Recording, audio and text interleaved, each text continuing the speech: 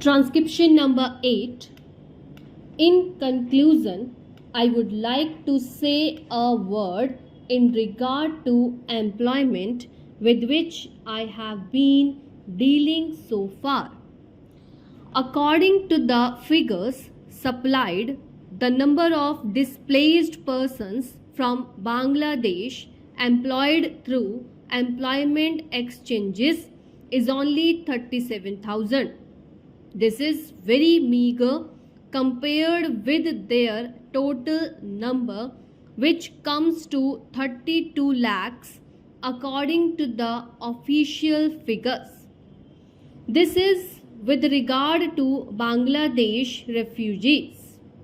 The number of displaced persons from Pakistan employed through employment exchanges is not very encouraging, but still it is 75,000. I would urge upon the Honorable Minister to take this into consideration and see that something is done to find employment for these people.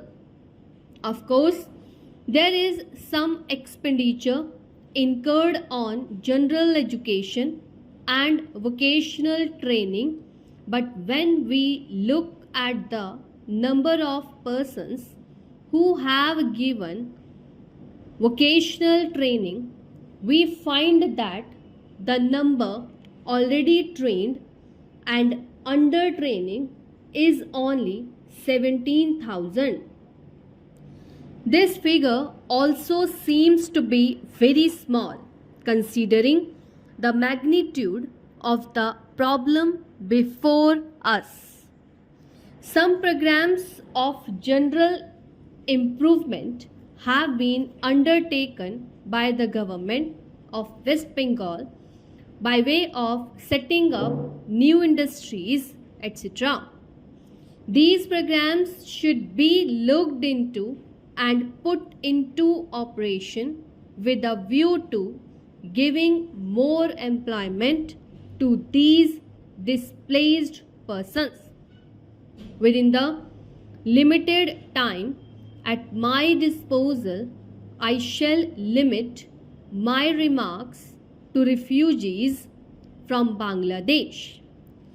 The first thing which strikes one as one looks at the various brochures and publications that have been given to us is the amount of contradiction one has to battle against.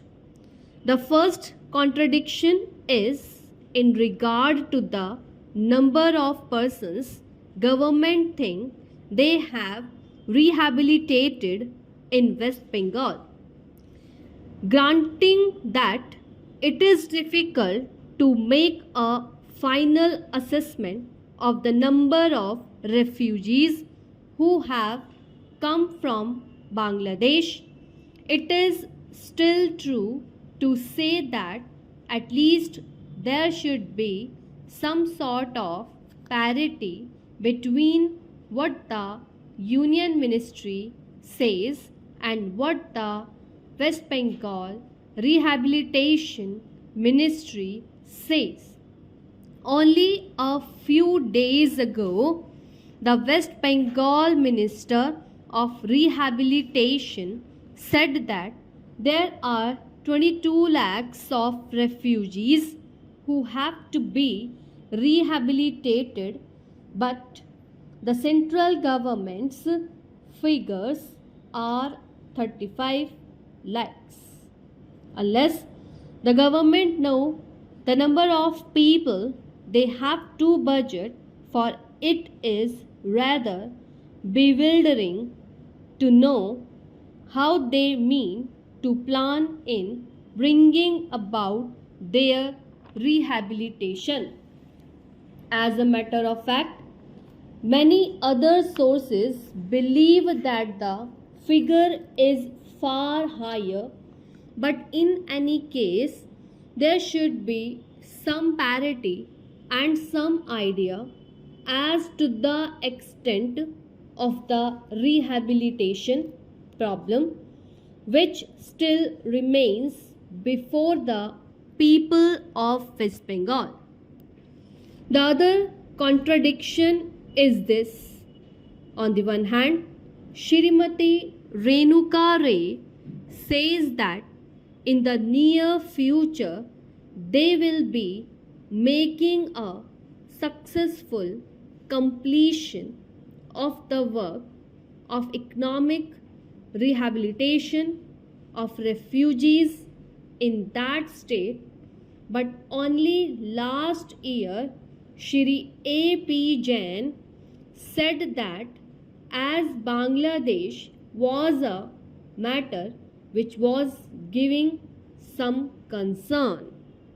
I really do not understand why, in spite of Shri A.P. Jain recognizing that the problem is still quite serious, Shrimati Renuka Ray should have made such a statement. Yet, when we heard the Honorable Finance Minister, we find that there has been a big shortfall in rehabilitation budget. I think that if the fact-finding committee's report had been published, the assessment that we have rehabilitated about 50% of the people of Bangladesh who came over as displaced persons would have become quite clear in regard to its incorrectness. As a matter of fact, when we went round the camps and colonies in West Bengal, we found that as yet not more than 15% of the people have been rehabilitated in the sense that they are able to eke out their subsistence on the poorest levels. It is not more than 15%, and I think the figures of the fact-finding committee are still lower. I think this is something that we have to take very seriously and put our minds to and apply all the resources that we have to find out how we will be able to tackle this problem of rehabilitation. Now, coming to the question of relief, I feel that until we are able to give really proper rehabilitation, we cannot withdraw relief.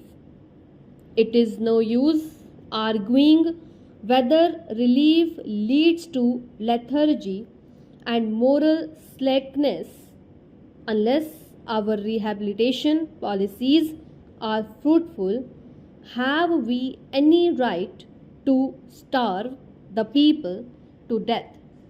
As a matter of fact, Shri A.P. Jain may know that in West Bengal, the incidence of tuberculosis amongst the refugees population is very high. Only a small percentage of them is catered for by the medical relief.